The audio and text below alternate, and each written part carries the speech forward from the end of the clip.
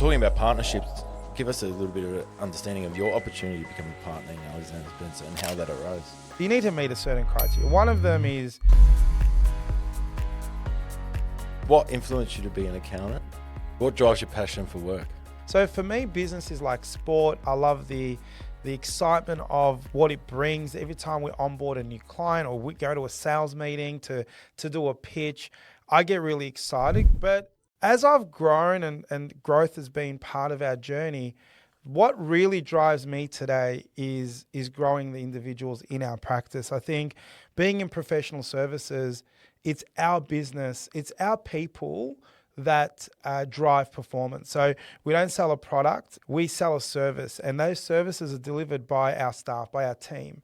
So what drives me is creating pathways for our team to grow, to be better, to excel, and nothing drives me more to see, interns, grads to grow and become partners. And we've been fortunate enough at Alexander Spencer in my tenure to promote 2 employees to partnership, and that's what drives me now. Talking about partnerships, give us a little bit of an understanding of your opportunity to become a partner in Alexander Spencer and how that arose. You need to meet a certain criteria. One of them is, are you good at what you do? So you got to tick the technical box. So you don't need to be the best accountant or the best tax person, but you need to be at a level of competency that's acceptable. But by no means do you have to be the best accountant. So that's number one.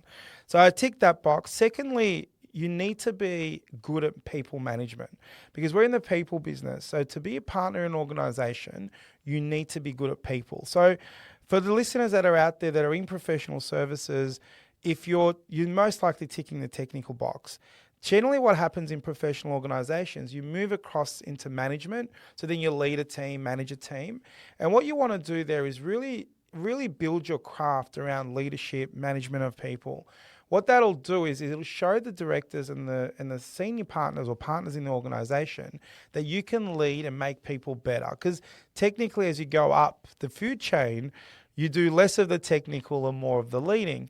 So second part is ensuring that you have the leadership. And I love that. I enjoyed teaching people. I'm a big reader. I love to learn. And because of that, I love to teach. So during the course of my management, when I became a manager at AS, I really focused on how I can prove to the partners that I can lead a team.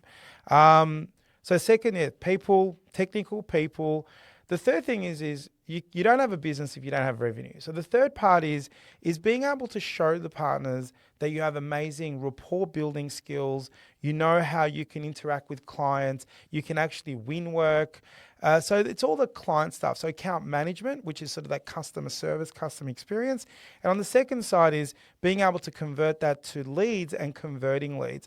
So if you've got those 3 things, then opportunities will arise. You'll be a star in a business. And hopefully, if you have really good, open and honest conversations about your passion and where you want to go, those doors will open up and you have those opportunities.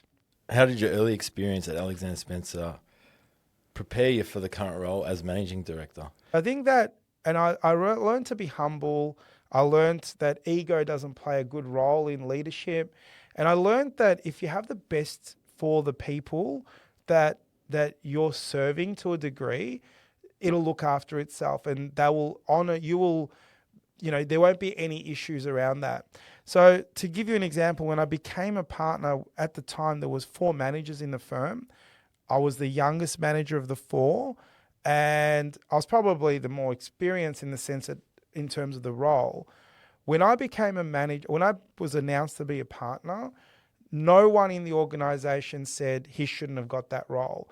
They were genuinely happy for me. When the announcement was made, I remember 2 staff crying of joy of that announcement. And I think if you can get that reaction, that's what you got to do. What role did mentorship play in the evolvement of you from becoming a partner? I had a really, really, really good firm I worked for called Craig Allen and Associates. Craig Allen was an amazing teacher. So he taught me the technical stuff. He was a hard taskmaster.